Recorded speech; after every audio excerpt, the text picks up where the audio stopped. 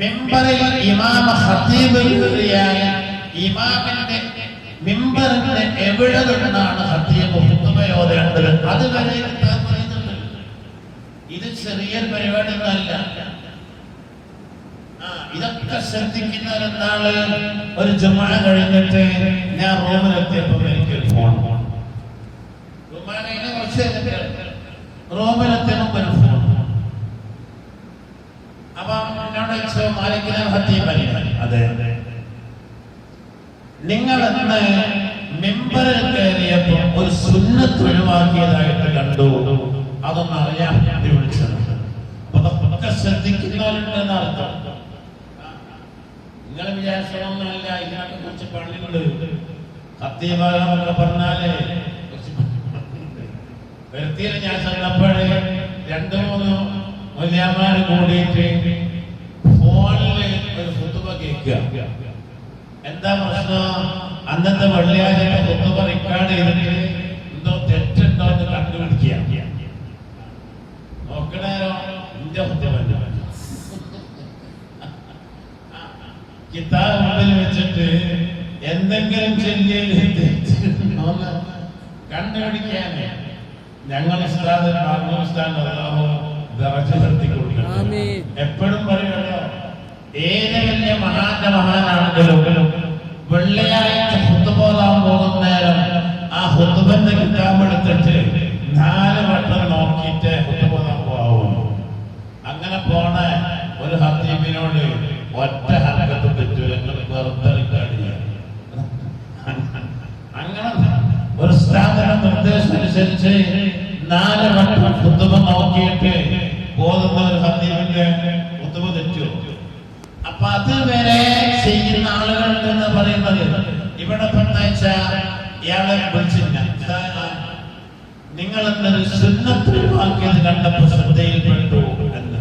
എന്താ ഒഴിവാക്കിയെന്ന് ചോദിച്ചാൽ, അപ്പം മുക്കർച്ച മുസ്ലിമീന റഹിമക്കുമുല്ലാഹ് എന്ന് പറഞ്ഞാല് വാളങ്ങനെ പിടിച്ചിട്ട് എല്ലാം കഴിയുമ്പോൾ നിങ്ങൾ പള്ളിന്റെ അകത്തേക്ക് വന്ന് മുക്കറിനോട് വലത്തെ കൈകൊണ്ട് വാള് വാങ്ങണം. ഞാൻ പറഞ്ഞ അങ്ങനെ തന്നെയാണല്ലോ വാങ്ങിയത്.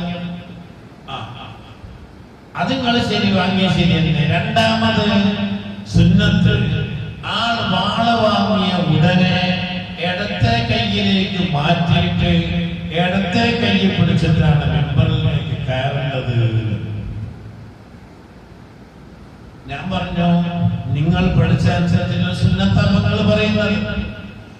ഞാൻ എന്റെ ഉസ്താദുമാരിൽ നിന്നൊക്കെ പഠിച്ച് മനസ്സിലാക്കിയതനുസരിച്ച് വലത്തെ കൈയിൽ പിടിച്ചു തന്നെ മെമ്പറിൽ കയറി മെമ്പറിന്റെ മുകളിലെത്തി തിരിയുന്നതോടുകൂടി ഇടത്തെ കൈകളിലേക്ക് അത് മാറ്റി പിടിക്കണം എന്നാണ് ഞാൻ ഓതി പഠിച്ച കാലത്തെ പഠിച്ചത്. ഇതൊന്ന് പരിശോധിക്കാൻ പരിശോധിച്ചപ്പോ മൂപ്പര് പറഞ്ഞുണ്ട്.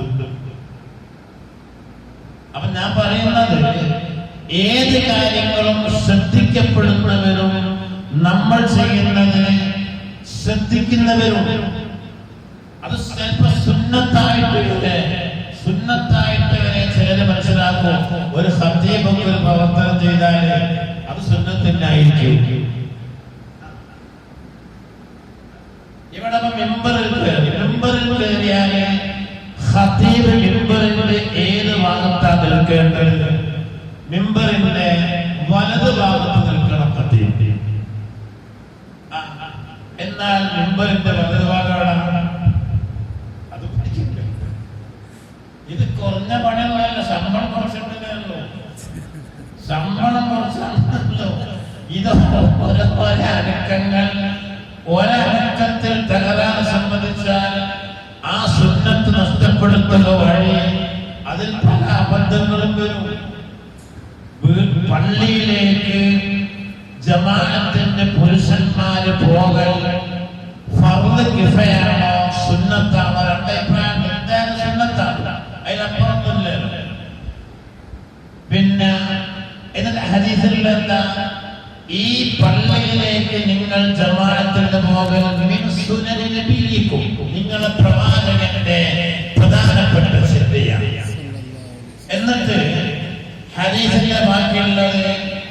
നിങ്ങൾ പള്ളിയിലേക്ക് ജമാഅത്തിന് പോവുക എന്ന സുന്നത്തിനെ നിങ്ങൾ പോവലിനെ നിങ്ങൾ ഒഴിവാക്കിയാൽ ലതറക്തും സുന്നത നബിയിക്കും വലൗ സല്ലൈതും ഫീ ബുയൂതികും കമാ യുസല്ലി ഹാദൽ മുതഖല്ലിഫു ലതറക്തും സുന്നത നബിയിക്കും വലൗ തറക്തും സുന്നത നബിയിക്കും ലളലൽതും. ഒരു ഹദീസാണ്.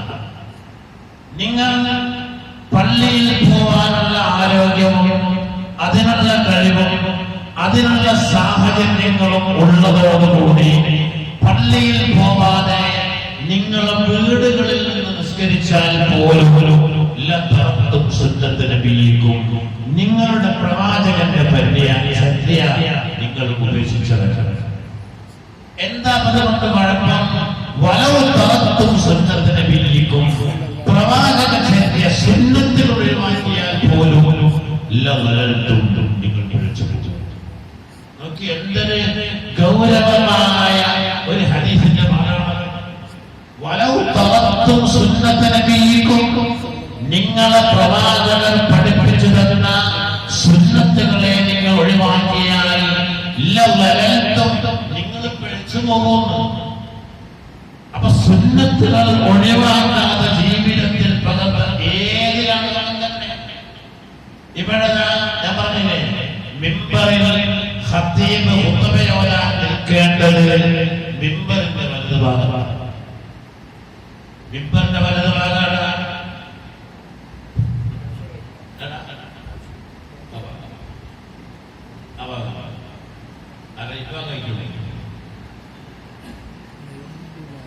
അപ്പൊ കിതാബുകൾ പരിശോധിക്കുന്ന നേരം എന്താ പറയുന്നത്? അയല യമീനിൽ വാഖിഫി ഫിൽ മിഹ്റാബ് വഇല്ല കുല്ലു ശൈഇൻ ഇസ്തഖബൽതഹു ഫയമീനുക യസാറുഹു വയസാറുക യമീനുഹു. കുല്ലു ശൈഇൻ ഏതൊരു വസ്തുവും, ഈ മേശക്കൊരു വലതും ഇടതുണ്ട്, നിനക്കൊരു വലതും ഇടതുണ്ട്. നിന്റെ വലത് കൈ ഇതാണ്, ഇടത് കൈ ഇതാണ്. എന്താ ഇത് വലത് കൈ ആവൂല, അങ്ങനെ തീരുമാനമാണ്. മനുഷ്യന്റെ വലത് കൈ ഇതാണ്, ഇടത് കൈ ഇതാണ്. ഈ മേശക്കൊരു വലതും ഇടതുണ്ട്. ഈ കണ്ണടക്ക് ഒരു ഇടത് കണ്ണുണ്ട്, വലത് കണ്ണുണ്ട്. അല്ലേ? ഏതാ? ഫകുല്ലു ശൈഇൻ ഇസ്തഖബൽ. നീ ഒരു വസ്തുവിലേക്ക് തിരിഞ്ഞു നിന്നാൽ ഫയമീനുക യസാറുഹു വയസാറുക യമീനുഹു. നിന്റെ വലതുഭാഗം ആ വസ്തുവിന്റെ ഇടതുഭാഗമാണ്, നിന്റെ ഇടതുഭാഗം ആ വസ്തുവിന്റെ വലതുഭാഗമാണ്. കിതാബിലെ വാർത്താക്കൾ. അപ്പൊ ഞാൻ മെമ്പറിലേക്ക് തിരിഞ്ഞു നിന്നാൽ എന്റെ വലതുഭാഗം ഏതാണോ അതാണ് മിമ്പറിന്റെ ഇടതുഭാഗം. എന്റെ ഇടതുഭാഗം ഏതാണോ അതാണ് മിമ്പറിന്റെ വലതുഭാഗം. എനിക്കിപ്പോഴാ മനസ്സിലായി, ഞാനൊക്കെ ഖുത്ബയോതി പഠിക്കുന്നെന്ന്. പിന്നെ മിമ്പറിലേക്ക് കയറിയപ്പം എന്റെ ഉസ്താദ് ഇങ്ങോട്ട് മാറി നിൽക്കണ്ട, അതിനെന്താ കുഴപ്പം? ഇങ്ങോട്ട് നടുവിൽ എന്താ? നേരെ മറിച്ച് ഈ മാറി നിൽക്കുന്നതൊക്കെ വാസ്യനായ മെമ്പറിലാണ്. ഇടുങ്ങിയ മെമ്പറിൽ ഉള്ളിടത്ത് നിന്നാ മതി. അല്ലേ? ഒരാൾക്ക് ഒരേക്കർ സ്ഥലം വീടിന് കുറ്റിയടിക്കണം. അതിനാണ് തങ്ങന്മാരെ പയ്യന്മാരെ കൊണ്ടുവന്ന് നോക്കിക്കല്. ആകെ 3 സെന്റ് സ്ഥലമുള്ളൂ. ആടെ വീടിന് കുറ്റിയടിച്ചിട്ട് നല്ല സ്ഥലം നോക്കാൻ ആളെ കൊണ്ടൊക്കെ ആവശ്യമുണ്ടോ? ലക്ഷം അത് നല്ല മെമ്പർ ഇപ്പോൾ അഭിനയിക്കാൻ പറ്റിയ മെമ്പറാണല്ലോ. അതിന്റെ വലത് ഭാഗത്തുണ്ട്, നോക്കണ്ടില്ല, അത് നോക്കണ്ടില്ല. അപ്പൊ ഇതിനെല്ലാം നിയമങ്ങളുണ്ട്. ആ നിയമങ്ങൾ പാലിക്കപ്പെട്ടുകൊണ്ട് ചെയ്യുമ്പോഴാണ് ഏതിൽ നിന്നും മഹത്തായ പ്രതിഫലം കിട്ടുക. 27 ദർജയാണ്. ഒറ്റക്ക് നിസ്കരിക്കുന്നതിനേക്കാൾ 27 വട്ടം ഒരു നിസ്കാരം നിർവഹിക്കപ്പെട്ടാൽ കിട്ടുന്ന പ്രതിഫലത്തിനേക്കാൾ കൂലിയാണ് ആ ഒരൊറ്റ നിസ്കാരം ജമാഅത്തായി ഒറ്റവട്ടം നിസ്കരിക്കുക. എന്തിനാണ് സുന്നത്തുകളും ഉപയോഗപ്പെടുത്തുമ്പോഴേ അത് കിട്ടും. അല്ലാണ്ട് ജമാഅത്തായ പോലെ ഈ ഒരാളെ തുടരാൻ വന്നപ്പോഴേ ഈ സഫ് മുഴുവനും ഫുള്ളായാലേ രണ്ടാമത്തെ സഫിൽ അവൻ ഒറ്റയ്ക്ക് നിൽക്കാനുള്ളൂവെങ്കിൽ ഒറ്റയ്ക്ക് നിൽക്കാൻ പാടില്ല. കറാഹത്ത് എന്ന് പറയുമ്പോഴേ ജമാഅത്തുമായി ബന്ധപ്പെട്ട കറാഹത്തുകൾ വരുമ്പോൾ ജമാഅത്തിന്റെ ഫളീലത്ത് നഷ്ടപ്പെട്ടു പോകും. അങ്ങനെയാണ്. ആ ഫളീലത്ത് നഷ്ടപ്പെടാതിരിക്കണമെങ്കിൽ ഇവന്റെ കൂടെ നിൽക്കാൻ ഒരാളോട് വേണം. അതിനിപ്പോ കൈ കെട്ടാണ്ട് വേറൊരാളെ ആൾക്കാരെ കൂടെ പിടിച്ചു കൊണ്ടുവരാനൊന്നാവൂല. എല്ലാവരെ തന്നെ ഉപയോഗപ്പെടുത്തണം. അത് ഉപയോഗപ്പെടുത്താന് ഇനി കൈ കെട്ടുന്നതിന് മുമ്പിൽ നിർത്തുന്ന മേൽക്കൊണ്ട് പിടിച്ചു വയ്ക്കാനൊന്നും പറ്റൂല. അത് ഇസ്ലാം അനുവദിച്ച കാര്യമല്ല. പക്ഷെ മുമ്പിലുള്ള ഒരാളെ പിന്നിലോട്ട് വലിക്കാൻ ഒരു ഇസ്ലാം അനുവദനീയുണ്ട്. അത് നടക്കണമെങ്കിൽ നീ നിസ്കാരത്തിൽ പ്രവേശിക്കണം. അവര് നിസ്കാരത്തിലുള്ളതുപോലെ നീയും നിസ്കാരക്കാരനാകുമ്പോഴേ മറ്റൊരു നിസ്കാരക്കാരനെ അത് ഉപയോഗപ്പെടുത്താൻ പറ്റും. അതുകൊണ്ട് നീ ആദ്യം ചെയ്യേണ്ടത് പേക്കിലെ സഫിൽ നിന്ന് ഇമാമോട് കൂടി എന്ന് പറഞ്ഞ് നിയ്യത്ത് ചെയ്യാം. അല്ലാഹു അക്ബർ എന്ന് കൈകെട്ടിയിട്ട് ഒരടി മുന്നോട്ട് ഇങ്ങനെ വെച്ചിട്ട് മുന്നൊരാളാ പതുക്കെ വെച്ച് കഴിഞ്ഞിട്ട് ഞാനിങ്ങനെ വേഗം കുടുക്കിപ്പിടിക്കാണ് ഒന്നിനെ സഹായിക്കുക എന്ന് പറയണം.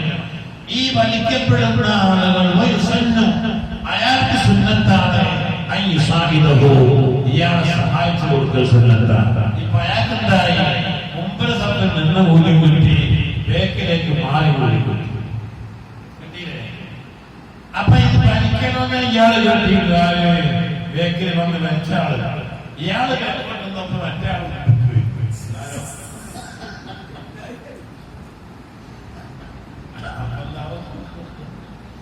ഇയാള് മറ്റേ ആളെ സഹായിക്കണം.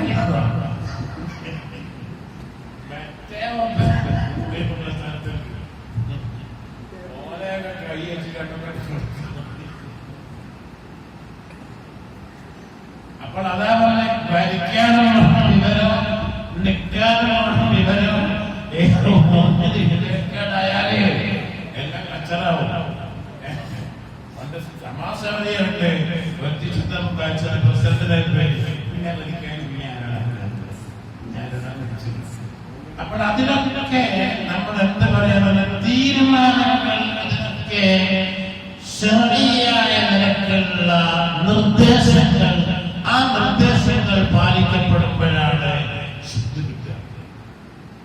ഒരു കൈകെട്ടുന്നത് നിങ്ങൾ നോക്കി. പിന്നെ നമ്മളൊക്കെ പഠിക്കേണ്ട, ഞാനത് വരുന്ന വെള്ളിയാഴ്ച പറയുന്നത് ഞാൻ ചോദിക്കുക.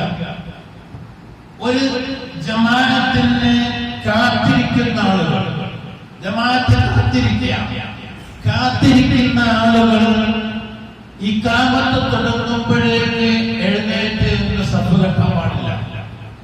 അത് സഫ് കെട്ടേണ്ടത് ഇഖാമത്ത് പൂർണ്ണമായതിന്റെ ശേഷമാണ് ഇരിക്കുന്നവർ എഴുന്നേൽക്കേണ്ടത്.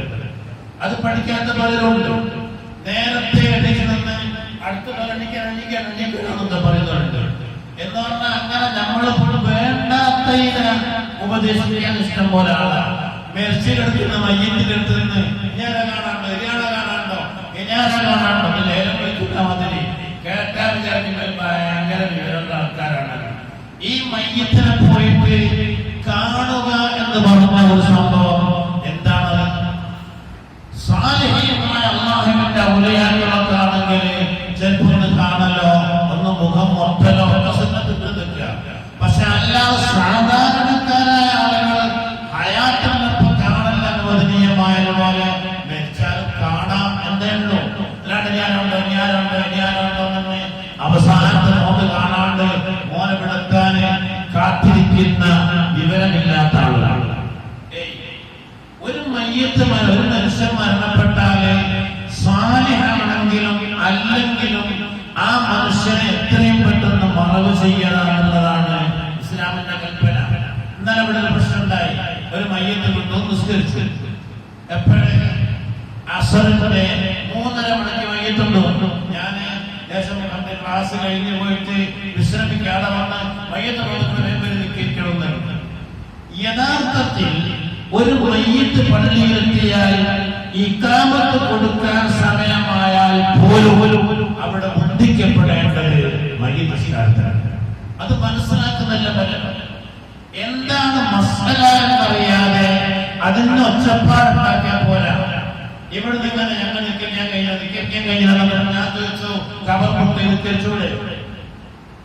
ഇവിടെ വന്ന ആളുകൾക്ക് നിസ്കാരം പിന്നെ ഭൂത്തായി പോയാൽ ആ ഒന്നോടുകൂടി പോയിട്ട് കബർ നിസ്കരിക്കാം. എന്താ തടസ്സമുള്ളത്?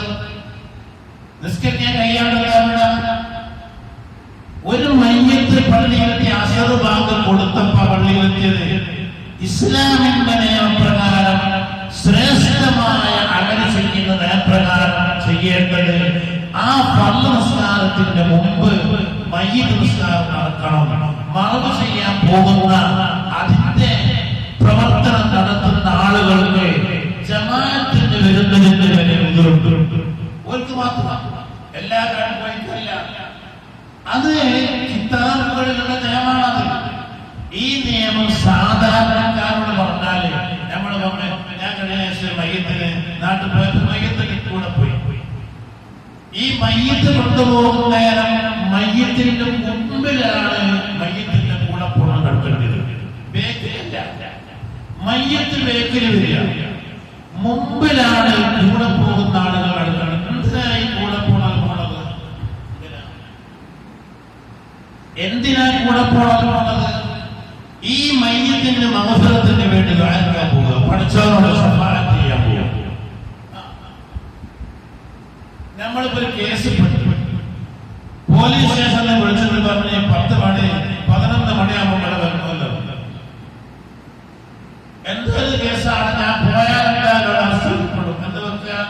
അപ്പൊ നമ്മൾ എന്ത് ചെയ്യും? നമ്മൾക്കറിയാവുന്ന രാഷ്ട്രീയ നേതാവിനെ പിടിക്കും. നിങ്ങളൊന്ന് പോയെന്നല്ലേ, നിങ്ങളൊന്ന് അങ്ങോട്ട് വിളിച്ച് പറയണം, അല്ലെ നിങ്ങളൊന്ന് അവിടെ പോയിട്ട് പറയണം എന്നെ പിന്നെ രക്ഷപ്പെടുത്താൻ.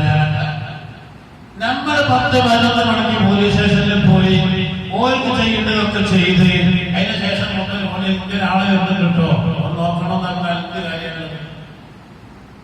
ശഫാഅത്ത് ചെയ്യുന്നതിന് മുമ്പ് പോകണം. അത് കിതാബിലുള്ളതാണ്. ശഫാഅത്ത് ചെയ്യാൻ പോകുന്നതാണ് മയ്യിത്തിന് വേണ്ടി കൂടെ പോകുന്ന ആളുകളാണ്. അത് മയ്യിത്തിന് കൂടെ പോകുന്നവരാണെന്ന് മറ്റുള്ളവർക്ക് മനസ്സിലാകുന്ന രീതിയിൽ മയ്യിത്ത് ജനാസ പിന്നിലുണ്ടാവണം. കൂടെ അതാ സുന്നത്ത്. എനിക്ക് കുറെ ആൾ മയ്യിത്ത് ഫാത്തിഹ വിളിച്ച് യാസീൻ ഓതി ദുആ കഴിഞ്ഞപ്പോൾ അപ്പൊ വീടിയെന്നൊക്കെ പറഞ്ഞു മയ്യിത്ത് വരുന്നുണ്ട്, മയ്യിത്തുണ്ട് കുറച്ചുകൂടെ മയ്യിത്തിനെ ഒരു മയ്യിത്തിന്റെ പെണ്ണല്ല അങ്ങനെ പഠിപ്പിക്കപ്പെട്ടത്. നമ്മൾ പോന്നാൽ അതിന്റെ പേരിൽ മയ്യിത്തുണ്ടാവണം. ആ മയ്യിത്തിന്റെ കൂടെ വരുമ്പോഴാണ് പള്ളിയിലെത്തുന്നത് വരെ കൂടെ നടന്നാൽ അവൻ ഒരു എപ്പോഴോ കാര്യമില്ല. ആ പോയി ചോദിക്കുക എപ്പോഴാ മയ്യത്തിറങ്ങിയ 11 പള്ളിയിലെത്താൻ. അങ്ങനല്ല, 11 മയ്യത്തിറക്കുകയാണെങ്കിൽ 11:20 പോലെ പോവുക. എന്നിട്ട് പള്ളിയിലെത്തുന്നത് മയ്യത്തിന്റെ കൂടെ വരിക. മയ്യത്തിന്റെ കൂടെ വന്ന് മയ്യത്ത് നിസ്കരിക്കുന്നത് വരെ നിന്നാലാണ് ഒരു ഖിറാത്ത്. നിസ്കാരം കഴിഞ്ഞിട്ട് ഖബർസ്ഥാനിൽ പോയി മറവ് ചെയ്യപ്പെട്ട് തിരിച്ചു പോരുന്നത് വരെ നിന്നാൽ ഒരു ഖിറാത്ത് കൂടി കൊടുക്കും. ഫലഹു ഖിറാത്താൻ. എന്ത് ഖിറാത്ത്? മൽ ഖിറാത്ത് യാ റസൂലല്ലാഹ്. ഖിറാത്ത് എന്ന എത്ര നബിയെ? റസൂലുള്ളാഹി പറഞ്ഞു മിസ്ലു ഉഹദ്. മദീന പള്ളിയിൽ പോയിട്ട് പടിഞ്ഞാൻ തെക്ക് ഭാഗത്തേക്ക് നിന്ന് നോക്കിയാൽ ഉഹദ് പർവ്വതം വരെ കാണാം. വളരെ വിശാലമായ ഉഹദ് പർവ്വതം. ആ ഉഹദ് പർവ്വതത്തോളം വലിപ്പമുള്ള ഒരു കുരിക്കാണ് ഒരു ഖിറാത്ത് എന്നറിയാം. ഉഹദ് പർവ്വതത്തോളം വലിപ്പം എവിടെയാണ്? നമ്മുടെ മഹ്ശറിൽ മീസാനിലേക്ക്, നന്മകളുടെ തട്ടിലേക്ക്, നന്മകളുടെ ഉഹുദ് പർവ്വതത്തോളം വലിപ്പവും ഭാരവുമുള്ള ഒരു നന്മ വീഴുന്നു. അത് യഥാർത്ഥത്തിൽ ഒരു മയ്യത്തിന്റെ കൂടെ വന്നതാണ്. അത് അങ്ങനെ വരണം എന്നാലേ കിട്ടും. അല്ലാണ്ട് നിങ്ങൾ പോയി നോക്കി അല്ലെ വാട്സാപ്പ് കണ്ട് നിങ്ങൾ കാറിങ്ങനെ ഓടിച്ച് സാറായിട്ട് കൊണ്ട് വന്ന് പള്ളി കയറി നിന്നിന് കാത്തുന്ന മയ്യത്ത് അതിന് കീറാത്തില്ല. കീറാത്തിനെങ്കിൽ മയ്യത്തെടുത്ത് പോവുക, മയ്യത്തിന്റെ കൂടെ മയ്യത്തിന്റെ മുമ്പിലായിട്ട് പള്ളിയിലേക്ക് നടന്നു വരിക, ജമാഅത്തിന്റെ കൂടെ മയ്യത്ത്. ഇതൊക്കെ ഒരു നാട്ടിൽ ഒരു കുടുംബത്തിൽ ഒരു മരണം സംഭവിക്കുമ്പോൾ നമുക്ക് നേടിയെടുക്കാൻ പറ്റുന്ന പ്രതിഫലങ്ങളെ കുറിച്ച് പറഞ്ഞതാണ്. നമ്മൾ ശ്രദ്ധിക്കുന്നില്ല. ആ ശ്രദ്ധകളൊക്കെ ഉണ്ടാകുന്ന എന്ത് ഞാൻ പറഞ്ഞില്ല, ഗഫലത്തല്ല, നമ്മൾ ചെയ്യുന്നതിലൊക്കെ ഒരു മനസ്സുണ്ട്. അറിഞ്ഞുകൊണ്ടല്ല ചെയ്യുന്നത്, അറിഞ്ഞുകൊണ്ട് ചെയ്യാം. ഞാൻ ഈ ചെയ്യുന്നത് സുന്നത്താണെന്ന് അറിയാം.